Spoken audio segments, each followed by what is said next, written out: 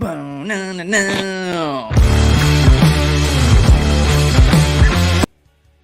play it again too. It's Monday night, boys. How we feeling? ¿Cómo andamos? Ben's on mute. But for me, I'm feeling real good right now. Happy with my Sunday, bets. Only thing, Ron, last Sunday, yesterday, a little boring without the Cowboys playing. Just red zone all day, no worries, at least for my team. But I was a little bored. I had a great week. I had a great weekend. Why did I have a great weekend, Ben? You were up here in the city of New Braunfels, Texas, baby. How could you not have a great weekend? He was in the MB. Yeah, man. It was nice hosting Ron, Alyssa, Fish. We went out Saturday, watched the Astros become world champions once again. The vibes were immaculate downtown. I mean, high fives left and right, behind and front. Everybody but Ron was getting a high five. Why lie?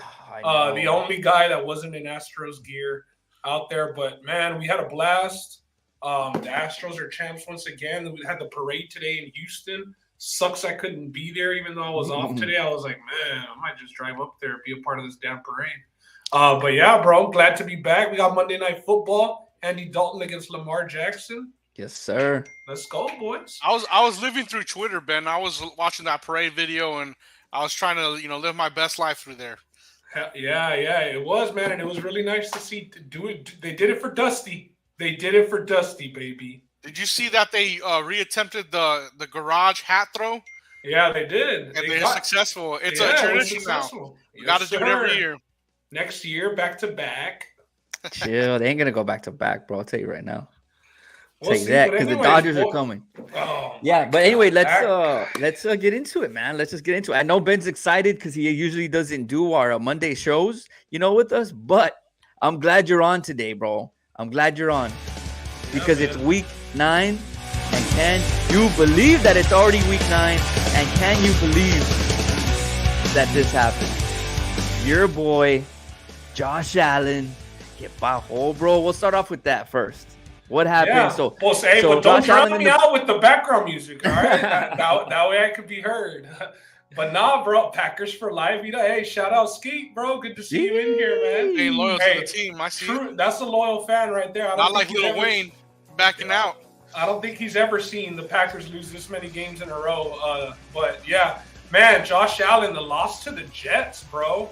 I mean, it was the Battle of New York. It looked promising the start of the game, but that Jets defense, that Jets defense, I think finally, you're seeing why they went out and hired that coach from the 49ers who had that defense, running like a well machine. And now in New York, they got a defense to fall back on. I think they're to be taken serious. What are they at now? 4 or 5 wins for the season. Their rookie Sauce Gardner, been a beast all year. I was touched up by Diggs yesterday. He burned him once. He did get him once early, but then that's it. There wasn't much from Diggs, after that big touchdowns. Big letdown, man. And now you're hearing about Josh Allen possibly having an elbow problem. Marky's throwing the sal over there saying he's going to Tommy John, like if he's a part of the Boston Red Sox pitching staff or something. It's built different in Buffalo, all right? But, test tomorrow results. Sean McDermott said they should know more tomorrow on Josh Allen's elbow.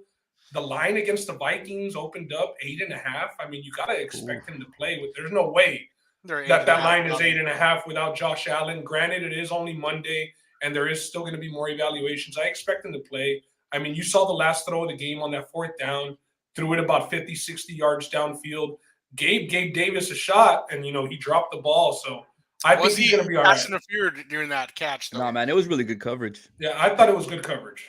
Ben, I got to ask you, yesterday when I was watching Josh Allen, he looked very frustrated after those forced 2 scoring drives where he put up the 2 rushing touchdowns by himself. He looked very frustrated. He saw him smashing his helmet against the kicking thing the kickers practiced with on the sideline. Was he going into this game touched up, injured at all? I mean, No, or did this injury occur actually in the game? Because it was just weird body language. I think it occurred during the game. I don't know if it was on one of those last plays where he did get stripped, and then we recovered the ball. I believe it was on either second or third down. That very, very last drive, he had his arm cocked back. He was going to throw the ball, and it got hit. I don't know if it was his arm or just the ball, but he wasn't touched up coming into the game. He did take some pretty big hits on his 2 runs, trying to get into the end zone. But honestly, bro, it's the red zone. The red zone is what's been the problem for the Bills, and they've made it. They've made it. He's aware of it. Josh Allen said, until we fix our red zone problems coming into this week, he was talking about that, got worse in the red zone. I mean, yes, he ran it in twice, but you saw the horrible interception, there early in the half also, where they could have taken a commanding lead, but he threw it right at the guy. So they got to fix their red zone problems. And with that, I'm looking for Dawson Knox. Where's Dawson Knox? Last year, Dawson Knox was a big part of the offense. And now what? He hasn't been much this year. Dawson Knox. And they signed him, right? Yeah, and they paid him. He was a guy who was getting drafted, pretty high with tight ends. Tight ends is usually a streamer position. Mm-hmm. Dawson Knox was a guy that you were drafting and saying, I could plug him into my lineup. He's on the Bills. He's on a high-powered offense. But Dawson Knox has been a no-show, and he's that big target that they're missing in the red zone. I think yesterday as well, something to talk about is the injuries on the Bills defense. The Jets, they went on a drive. They went on a drive. They from 7 minutes, they killed the clock in the fourth quarter to go up 3. They took about 6 minutes of the game up. They didn't leave but a minute left for the Bills on the clock to come back. That says that the defense is not where they need to be. At least you got to be able to get a crucial stop in the fourth quarter to try to get yourself to go ahead. Yeah, for sure. And this year they get back Tre'Davious White, their starting corner that was out last year with a torn ACL. So it's going to be his first week back this coming week. And I mean, great, because we got the Vikings and Justin Jefferson on deck. So it couldn't be a better time for Tre'Davious White to come back. Poirier, also the safety, he's been missing as well. So the defense is a little bit beat up, Justin, but it's no excuse, man. I mean, we're talking about the Jets here, bro. I understand that they're gritty and that they grind and stuff, but you should not be losing games to the Jets. No, sir. Yeah. I see it as well too, guys. So that was it for the Bills. I know you wanted to have your little, not little rant, but just you try to give them a little bit of excuses, man. It's cool, bro. And I mean, they're your team, It's fine. Y'all want to move on to the Packers? Yeah, let's move on. I think I would have been better off not talking about it. Ron, when we were on the podcast yesterday, we talked about some of the lines we're looking at. I said this line was weird. I didn't think the Packers should be 3.5-point favorites over anybody, especially, going into what we've seen is Detroit somewhat capable, loses games in the end, at times. Well, guess what? They shot the bet again. Aaron Rodgers goes down. He loses another one. Yeah, man, it was sad for the Packers. They go to 3-6. They're 1-4 on the road, going against the team who was 2-6 and 2-3 at home. And the Lions.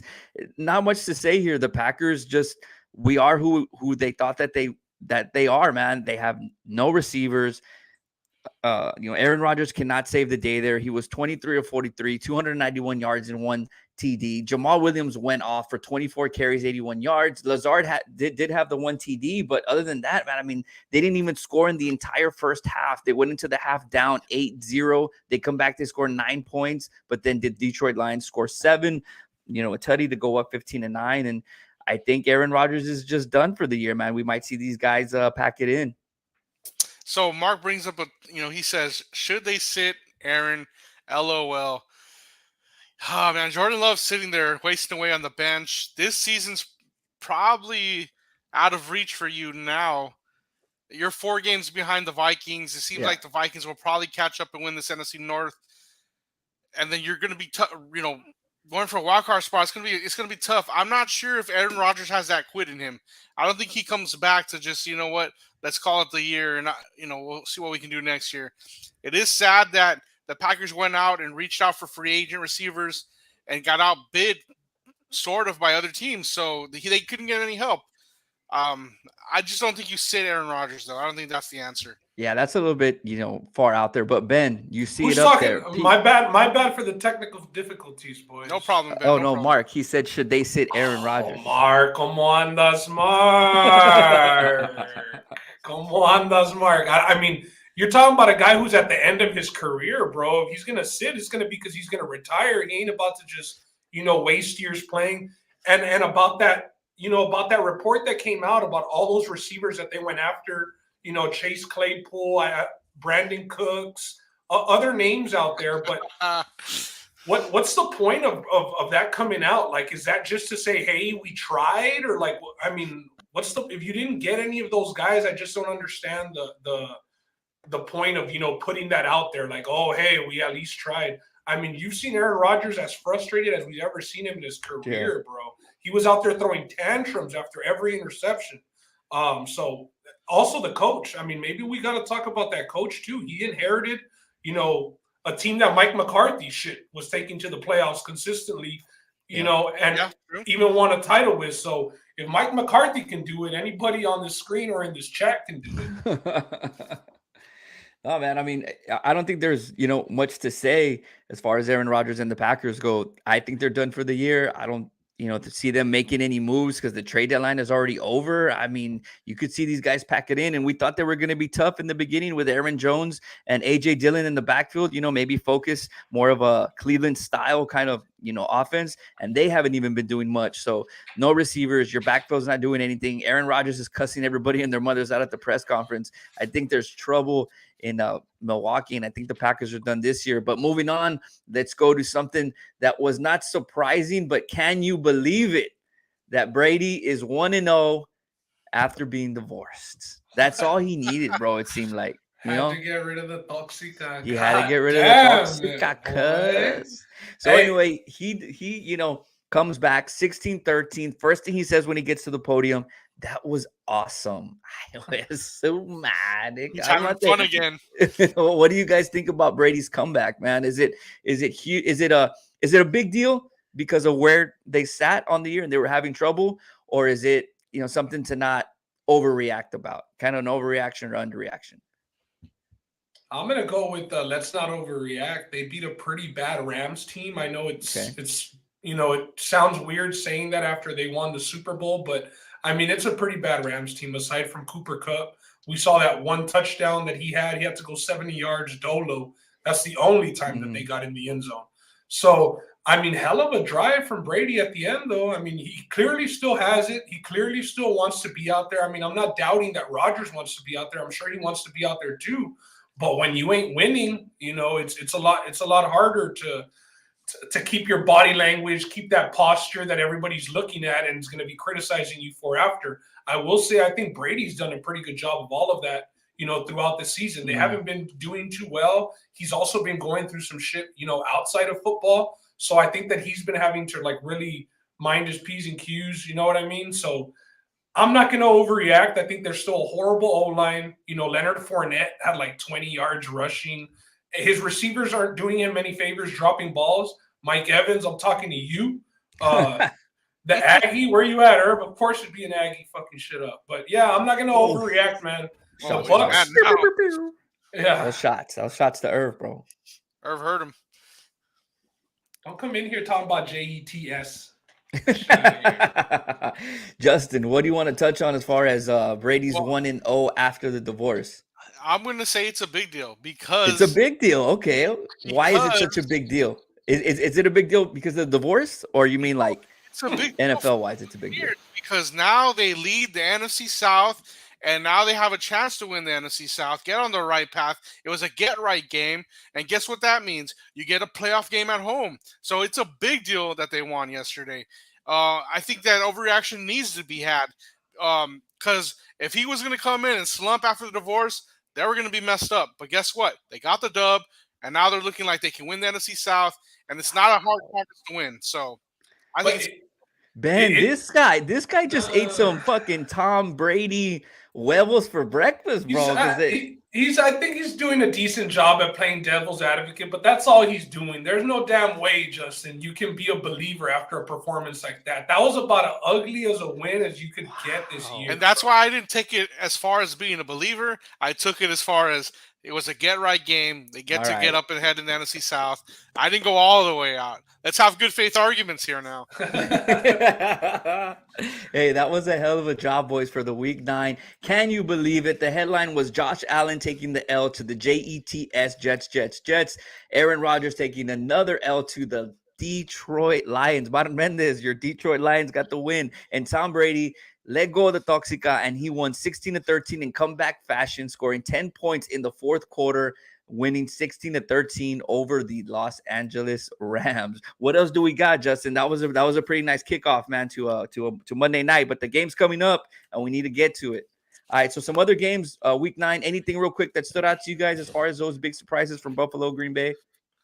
I'm looking at the Commanders game with the Vikings. The Vikings get away with another one.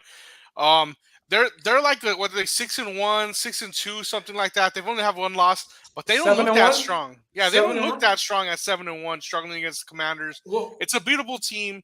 Not too worried about the Vikings here. How does the chat feel? How does everybody in the chat feel about the Vikings? I know Roland and I were talking about that today. A lot of people are calling the Vikings, a bad team, a trash team. How do we feel about the Vikings at 6-1, 7-1, whatever they may be? I mean, they're right behind the Eagles in the NFC in the rankings. Anybody believing in the Vikes? Ron? I am a believer in the Vikings because the whole thing on them was just, real quick to touch on them is that Kirk Cousins couldn't get it done. He was late.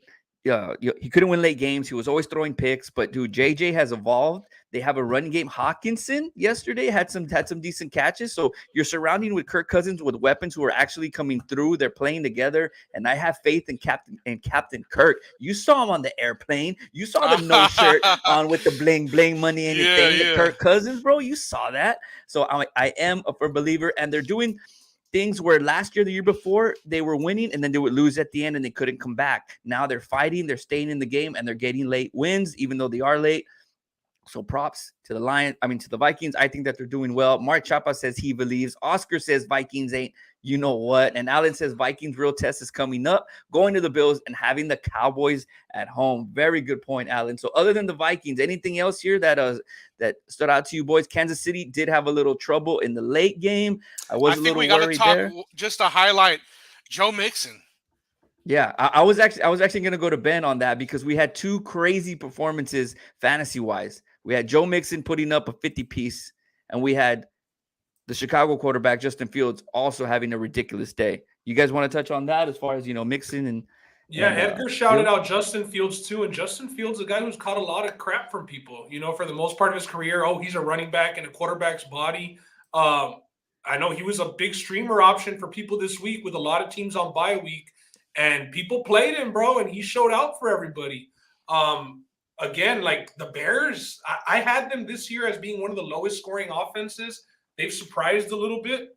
He keeps them alive. I think that obviously the scrambling ability really helps him and what that team has to offer. Chase Claypool was out there making some plays for them. They still lost, right? They lost to the Dolphins. Yeah, but they put up a pretty valiant effort. The one thing that I was going to say was the Raiders, man. I mean, I know that I was capping for Carr, prior to the season starting. By week two, I was done. I was done. You were the engineer. You were the engineer on the car train. You were like, blowing the horn on. I was the third car brother. Yeah, I know. The third car brother.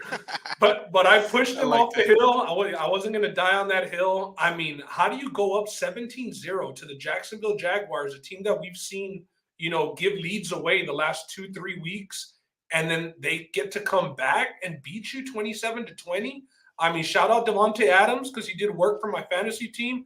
All in the first half, 36 points, whatever it was, all in the first half. But, man, it's not looking good down there. And they have a coach who a lot of people regarded as, a good head coaching candidate whenever he left the Patriots in McDaniels, and it don't look good, man. It don't look No, good for the Raiders at all. it doesn't, man. Just like you said, it was 20-10 going in the half, and they went absolutely scoreless the second half. The Jaguars put up 17 to win 27-20, and you kind of have to worry because last week against the Saints, they didn't even score a damn point. They lost 24-0. So, I mean, you're not scoring any offense with Devontae Adams coming over. Definitely trouble, man. 2-6 and 0-5 on the road for the Raiders. Justin, anything you want to touch on before we go to the next topic? Let's talk about the Dolphins a little bit. Since Edgar's asking, are they for real? We also had Tyreek Hill already pass his season-long receiving prop. He already went over the 1,000-yard mark. He's on pace for 2,000 yards this year. Everybody thought Tyreek Hill was going to have a worse year. You know, moving on from Patrick Mahomes, even dropped in fantasy drafts to the end of the second round. What do y'all think? I mean, this is with Tua, missing 2-3 games, and he's still over 1,000 yards already in the season. Yeah. Are we believers in Tua, or are they just? I mean, let's be real. They beat the Bears. I get that he performed well and all that happened. He has a win against the Bills earlier in the year, but are we believing in Tua, or he's still a guy who's probably just that one hit away? I'm starting to believe in Tua based on what we're seeing on third down. The man can convert third downs like no other quarterback. He's converting third downs like at a 70% clip. When you can extend drives and you can, make the game better for your offense as far as, not getting off the field, get your defense some rest, you have to sort of believe in a guy like that. So he's turning me around. I still have fears about the deep ball throw. Yesterday, he underthrew a ball. Almost cost him the game. They almost were able to win because of that. So I'm starting to believe, though. I'm coming around on Tua. I think the coach has definitely. I think the coach has definitely. Pause.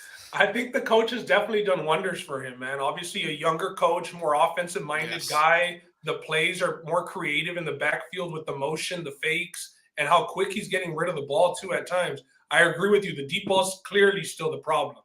Tyreek Hill constantly having to come back for the ball, but sometimes it helps, bro. It causes those pass interferences because he's forcing his way back to the ball, and the DB's then running through him. So it's a little bit of give or take, but of course, with the guy's speed like that, you'd rather have, the QB who can throw that money long ball. I am, man. Just to put the cherry on top of them, I am a firm believer. I said it before that ever since that injury came and he came back so fast, all the guys I felt kind of rallied around him, and he was always that younger guy who was great in college but didn't think that he was going to be great in the NFL. And he has the respect of the locker room, and he has the respect of his peers and respect of the coaches because dude's shown that he's a true warrior. I mean, they're 3-0 in their last three, coming off wins of the Steelers, the Lions, and the Bears. Like Ben said, not the best teams, but when Tua wasn't in that lineup, they lost 3 in a row. But starting, the year, they beat the Patriots, the Ravens, and the Bills. So it feels like they're back on the top of the mountain again, and things are looking promising. They have the Browns, the Texans, and then the 49ers for their next 3 games. Browns and the Texans could be easy dubs, and we could see this team at 8-3. MVP, Tua MVP. Does that have anything to it or no? Hey, sprinkle, baby, sprinkle. I think it's between him and Hurts, Alabama quarterback race. So. You low key love talking about Alabama, cuz I would put Tyreek Hill in the MVP discussion before I put Tua. Okay. Fair. All right, Justin, what are we going into next, man? That was a great recap of week 9. Well, we're going to talk about tonight's game and just a few props that we like, and we're going to be finished here. We don't got too much left. As you see here, the game tonight, over under 46. The Ravens are favored -2. Saints are +2. Ben, some Andy Dalton primetime stuff you want to talk about. What's going on with Andy Dalton in primetime? Yeah, well, I saw a little trend or a stat, prior to coming on, but Andy Dalton hasn't won a game on Monday night since 2014. I mean, and the line is 2. I mean, that's pretty much, you just got to win. Now, I know that the Ravens aren't the best team to trust, especially late in the games, because they do tend to give up leads and let teams come back on them. And they are on the road. New Orleans tends to be a tough place to play at, but I'm liking the Ravens tonight, boys. Just a little look ahead, look ahead. But Andy Dalton on primetime, get me down with Lamar Jackson and the boys. All right. Well, we'll get to the best bets, but that's a nice little tidbit there on Andy Dalton's record. He's never won Monday night on prime time, so that's a good stat. Since 2014. Since Since 20, 2014. I'm sorry, since Yeah. 2014. You can damn So, near I say mean, never. you can damn near say that was about 8 years ago. Yep. So Yes. those are the opening lines. Justin, what else do we got, man? No, just to piggyback off of Ben, Andy Dalton. When the lights are bright, this guy does not shine. 6-19, 6 for 19 in primetime games. Earlier this year in the primetime slot, he had a 3-interception game. Don't look for the Saints to win this one tonight. Andy Dalton is not good at primetime. So we are on opposite sides here. I will be the man in the middle, and I am going to not take a side. I'm going to be on over and under, but we'll cover that in best bets. So we have Ben feeling the Ravens and Justin feeling the Saints tonight. It's going to be a good game, and it's coming up. But first, we got to get to the best bets. All right, we're going to look at some props, Ron. Okay. Anytime TD scores. Here's your props for tonight. You got Alvin Kamara minus 115, Kenyon Drake at plus 120, Lamar Jackson plus 140, Isaiah Likely plus 150. Now, for that Lamar Jackson one to hit, to score, to win that bet, that has to be a run, right, Ben?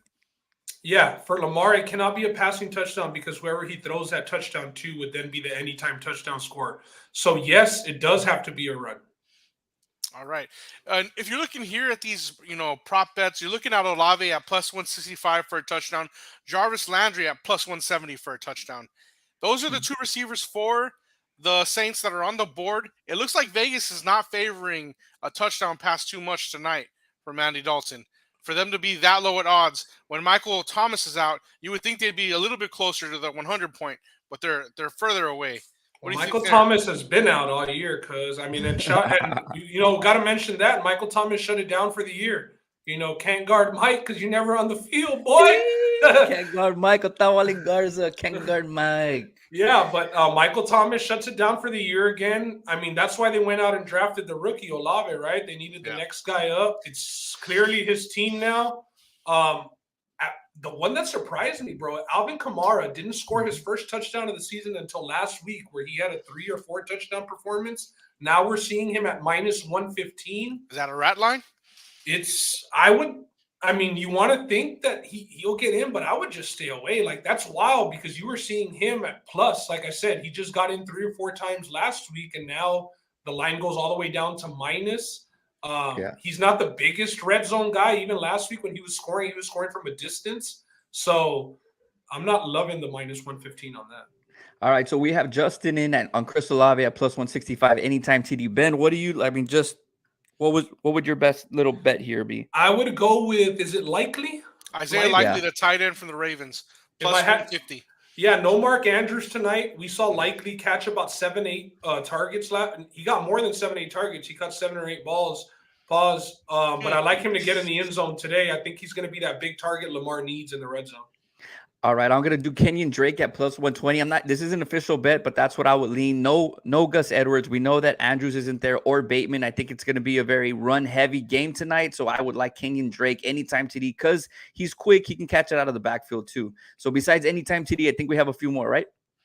Yeah, so let's move over to the passing props for the week. Ron, you want to read these out?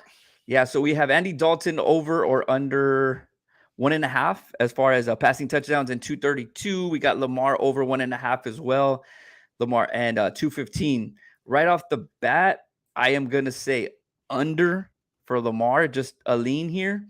And even touchdown passes, I think under as well, just because, like I said, not to put emphasis on it, I think they're going to run the ball a lot. It's going to be a slow-paced game. It's the teams with great defenses. I think it's going to be a defensive battle, and we're not going to see a lot of touchdowns. So that should lead to not a lot of passing yards from Lamar, and I don't think he'll get any touchdown passes either because his top targets are out. Yeah. I mean, we said Andy Dalton's horrible on primetime, horrible on Mondays, and you got him at 1.5 touchdowns, and the under's only minus 120. I would lean both. I'm not gonna be on anything, but as far as the passing touchdowns under 1.5, I mean, I could see each guy having possibly one, but yeah, give me the under. All right, so we kind of agree there. And I said, Justin, are you going to agree with us, pal, or you're going to go your own way here? No, you know what? Like, I just can't pick a spot here, Ron, and I would hate to give a bet that I don't feel comfortable with. If I had to, I'd probably do under 1.5 for Andy Dalton. I think we get the 1 touchdown passing, but that's it. I don't think the Saints have a lot of offense tonight, personally. All That's right. just, and that's I because the like Ravens defense ain't that great. But I'm just not seeing it for Andy Dalton when I'm seeing all these trends saying he's not the man on prime time. All right. Is that it for prop bets, or are we going to go to the best bets? Oh, here we All go. right. One more. Rushing props here, Ron. Rushing props. All right, Ben, we'll let you take the lead on this. I know you love your RBs. Shit, I'm struggling to see these a bit. I'll read them out to you, Ben. It's Alvin Kamara, over 63.5, minus 115. Andy Dalton, over 4.5 yards rushing, minus 110. Devin Duvernay, over 1.5, minus 115. You would need him to do like a reverse play. Justice Hill, over 25.5, minus 115. Kenyon Drake, over 45.5 at minus 130. Lamar Jackson, getting a little steeper here, over 60.5 rushing yards for minus 130. And Taysom Hill, over 26.5 for minus 115. Dude, Lamar and Alvin Kamara almost have the same yards for the rushing prop. That's your best rusher's your quarterback. And that's the thing, like no Mark Andrews, the wide receivers are Duvernay, Bateman's out. You got a backup tight end. I mean, you got to think if the Ravens are going to get it done, Lamar's going to have some healthy stats on the ground. I'm not opposed to Lamar over. You even see it being juiced to the over. And I kind of like Taysom Hill. It might just be because I need a little performance from him tonight to win a fantasy game. Yeah, that's a biased pick, man. That's a So biased yeah. pick. Hey, Taysom Hill, 150-yard touchdown, baby. That's all we need. That's all we need. Marky Garza in the chat says over Duvernay. Hey, man, everybody in the chat, we appreciate you guys watching. Appreciate your input. And I promise that we'll get you out of there pretty soon because we are about to kick off. Yeah, so give me Lamar if I had to take anybody there. Lamar? All right, overs. Justin? Man, I would say Andy Dalton because it's so cheap. It's 4.5, but the boy's probably going to get sacked, and we're going to take some negative yards there. Oh, man, I'm with Ben, too. I need Taysom Hill to have somewhat of a performance for me tonight. I have 2 guys to beat 1 person, so we'll see. If I had to really pick something, man, I'm going to take the juice. Lamar Jackson over 60.5. Hey, sometimes the juice, Ben, it's worth the squeeze. It's worth the squeeze. I'm going to stay on my Kenyon Drake train and go over 43.5. He's those backs who he's quick and he's agile and he can break a quick 25, 30 yarder. You get one of those and you're more than halfway there. But since he's not here today, I'll use his little phrase. Without further ado, shout out Roland. Here are your best bets. But before we get to the best bets, we are in partnership, man. This show and a lot of things that we do and something big that's coming for you guys. We partnered, with them and we're working together. And it's none other than our boys at Top Grade Physical Therapy, man. Get in top grade shape with Top Grade Physical Therapy. Let Dr. Rufino Gutierrez and his team give you the manual therapy you need. Soft tissue massages, joint manipulation and mobilization, trigger point dry needling, cupping, plus much more. Visit Top Grade Therapy today, 2801 West Expressway 83, Suite 210 in McAllen, or call 956-854-4364. It's not physical therapy if it's not top grade. No. However, physical therapy. If it's not if it ain't top grade, yeah, man. He's there in McAllen. If you guys are from the Valley, right off of the expressway across from Cheddar's, he's right there. Any kind of pain that you need, it's very hands-on. They don't, kick you to somebody and just have you work over there, do some jumping jacks, in the corner. This is very hands-on. The sessions are unbelievable. I've had one myself, and Roofy's a good dude. Gabby in the comments. Gabby's gone to Roofy for some work as well. Okay. Mark in the comments. I know he's gone to Roofy for some work as well. So yeah, man, you're safe. And also, like I said, bro, Roofy's a big dude.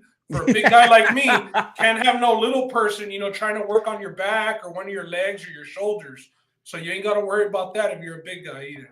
Yeah, man. So there's the address on the bottom, or give them a call, set up an appointment. But the best bets. This is the meat and potatoes, the cherry on top. Anything that you want to say? Who's gonna lead this, bro? Because I'll lead it. I like these plays, I'm boys. the only one on the plus side here. I got Olave. I got Olave anytime touchdown. We're getting back the LSU receiver for the Saints, Jarvis. Jarvis is back. There's not a lot of communication with him and Dalton right now. Olave's been there. I think we're gonna find Olave in the end zone one time tonight. Give me Olave plus 165. All right. Okay. I like it. Olave I'm not opposed plus to it. 165. Not opposed to it, Justin. Yeah, with me, man, the Ravens, Lamar Jackson in the first half's on, 20, 9 and 1. So 20 times he's covered, 9 he hasn't, one push, on Monday night. So I'm gonna go with Lamar here to cover that first half. Give me the Ravens to be up at halftime. I like All that, right. Ben, especially since you've seen the way that the Ravens project. They're up early and they lose games very late, so you don't have to worry so much in that first half. I really like that play. How much do you like it? Tell us, Dad. Well, like Marky says, I love it a lot. I love it a lot. Leave it to love Marky. it a lot. Love it a lot. All right, guys, I am going to round out best bets with the first half under 23. We have not a running joke, but, just kind of a running bet, I think, for the last couple years, even prime time first half unders. We love that bet, and I love it tonight. The Ravens are 6 in sacks, and they're going after Andy Dalton. They just traded for that great linebacker who's going to make, or was it a linebacker defense? Smith? Yeah, Roquan Smith. So that defense is going to be crazy because they know that tonight is on them. I think they have to keep this game close because they know that their offense is a little bit in trouble. They take pride over there in Baltimore on their defense, and I think that's going to have a lot to do with this under. Andrews, Gus, J.K. Dobbins, Bateman, we all know that those weapons are out, so it's Lamar or bust tonight. He's a great player, but I don't think that he can carry the team to have, 4 or 5 touchdowns. I see this game maybe 2 touchdowns in the whole entire game. Also, the Saints are coming off a shutout win over Las Vegas, 24-0. They did not allow one damn point. And I think the same thing might happen tonight. I sprinkled a little bit on no touchdown for the game at all. That's going to pay me out some nice cash. So no touchdown for the game. Just a little sprinkle, not an official play. But we're talking about sports Monday Night Football best bets. First half under 23. Ben, Ravens first half under. And Justin with his man, Chris Olave from the Ohio State Buckeyes at plus 165. Those are your best bets. We're about to kick off Monday Night Football. Boys, hell of a show. What else do we got to say to everybody watching? Hey, Justin in the chat, does Ron have a better chance of hitting that no touchdowns in this game or hitting the Powerball tonight? And who's playing the Powerball? Are you all playing the Powerball tonight? Shit, I'm about to go get some Powerball tickets right now. I might have to. I heard it's at $1 billion or something like that. So, dude, Powerball tickets and a couple tall boys for the game, cuz? Dude, 1.9 billion. Before we go, we'll just end it with this. 1.9 billion. What's the first thing you do? Like first get thing a lawyer. as in Get a lawyer immediately. Get a lawyer. You got to protect your asset right away. Protect all your assets. Get a lawyer. You crazy, Justin. I'm disappearing. I'm not even telling anybody. 1.9 What? billion? You're not going to hook up the boys? No, come on now. I know better. He said he's going to get a lawyer. He don't know none of us. I go anonymous after that. That's it. He's a billionaire. He doesn't know none of us. Ben, what would you do? Yeah, I mean, hey, me and Edgar. Look, there you go. I'm buying the Commanders. That's what I'm doing. Exactly what Edgar said. Buy the Commanders. I'm buying the Commanders, and we're changing the name again. 1 year after the name change, we're changing the name again. 1.9 billion. Ben would go. Okay, would it be the Diaz brothers are buying the Commanders, or is Ben Diaz going to be the sole owner? I ain't gonna forget about everybody that I know, bro. All right. All right, man. 1.9 billion for me. I think the first thing that I do is I'm looking at the TV and I have my ticket in my hand and I see that I just hit the 1.9 billion. I get up from the couch, walk quietly over to the front door. There's a little tray there, has my keys in it. Pick those keys up, walk out the door, hop in my car. Chamos, I'm out of here. I'm flying. I ain't telling nobody where I'm going. You ain't gonna see me for about a month, bro. And then I'll come back and I'll start sharing my winnings with everybody. Hey, does Alyssa get to go? Cause 1 month solo. Oh, so you're forgetting everybody too. He's gonna do that Vinny Chase and Entourage when that movie bombed and he's on an island by himself. Hey, money changing. I got busted. Oh no. No, that's it. I gotta go, guys. I gotta go make dinner. No. You see how money changes these guys, man? Wow, boys. Well, half of that 1.9 billion would automatically be hers, so I don't think she would be too mad. But anyway, that's enough of that. I had a great fucking show tonight, boys. I mean, great job. Monday Night Football, best bets. I think this is one of the shows where we've had the most people watching. So everybody that was watching, from Marky to Edgar, anybody you guys want to shout out? Alyssa, Gabby, Alyssa, Gabby, yes. And yeah, Gene. Shout out everybody in the chat, man. Thanks for dropping by. We weren't Shout here out too long. Facebook user. Yeah, Facebook users. oh yeah, man. I think that was Fish. She was talking about Travis Kelce getting all mad or dropping the ball or something. Hey, I don't know but why hey, it keeps coming off Facebook user. That's so Yeah. Ron just texted me that like we gotta go. He's gotta go. He's gotta take care of some stuff. So hey, we're out, guys. No. We're out. Hey, one Sunday, second though. before we leave. Wednesday, college yeah. football show. Friday, me and Ben, UFC, MMA Tap Hour. Those are the shows for the week. We'll see you those days. Ron, But what do you say? we have the most important show. We still have Sunday, and we have a huge, big, major announcement dropping Sunday. You're gonna want to watch. You're gonna want to be on the show, and you're gonna want to know what's going on next. Where we talking about sports, man. So, from all of us here, appreciate all the love. Thank you guys very much. And I'm gonna play a little outro video. Y'all can jam with us.